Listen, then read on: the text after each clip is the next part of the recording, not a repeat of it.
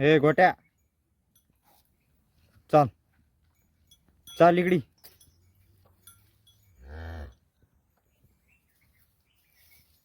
तर नमस्कार मित्रांनो, हे बाजूला आपण आलेलो आहे आणि आजचा विषय आपल्या शेळ्यांनी सगळं चारावरण झालेलं आहे, त्यांची मस्त रेस्ट करताय आणि आपलं एक छोटंसं प्यारसं पिल्लू जे की हिच्यात ठेवतो आपण,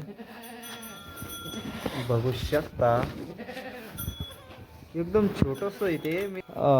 बाकीचे आपले 4 पिल्ले याच्यात राहते आणि ते मोठले झालेले आहे, पण त्यांना म्हणजे आता आपण बाहेर बांधायला पाहिजे. तर बांधू लवकरच, कारण ते अजून पाणी पण पित नाही. आणि हे जे छोटं पिल्लू आहे आपलं, ते दिवसभर त्याच्या आईसोबत राहतं, तर ते पाणी पितं. बाकी त्यांची तब्येत वगैरे चांगली आहे, पण त्यांना आता पाण्याची आणि त्याची आपल्याकडून चुकी झाली की त्यांना आपण लवकर बाहेर काढायला पाहिजे होतं. अजून पण ते आतमध्येच राहतात संध्याकाळी आणि दिवसा पण. बाकी आजचा विषय असा आहे की आपल्या शेळ्यांना, ही आपली 2 महिन्याची शेळी गाभण आहे.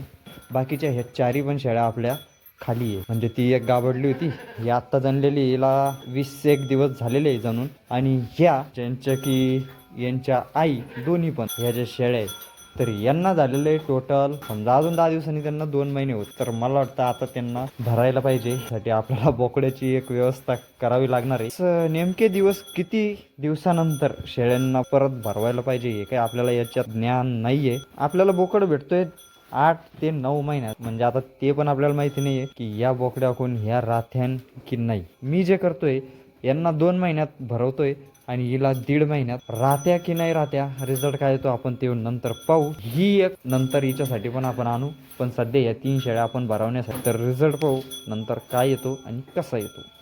चला.